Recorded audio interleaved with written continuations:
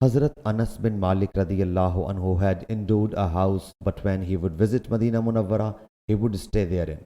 Hazrat Zubair bin Awam radiyallahu anhu had endowed some of his houses and asked one of his divorced daughters to reside therein, but neither damaged it nor endured pains therein. If she did not need it owing to a husband, she had no privilege to live therein.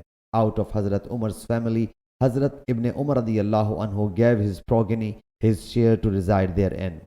Hazrat Abu Abdul Rahman reports, when Hazrat Usman radiyallahu anhu was besieged, he went up in his attic and said, I putting you under an oath, asked the Prophet's companions whether they do not know that Allah's Apostle sallallahu alaihi wasallam said, whosoever buys the Ruma well, he will be entitled to paradise.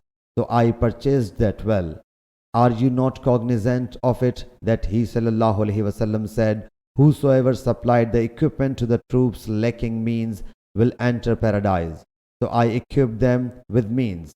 The reporter narrates, all the companions bore him out. Hazrat Umar radiyallahu anhu stipulated this condition in his trust, that its trustee will not earn any sin if he himself eats out of it.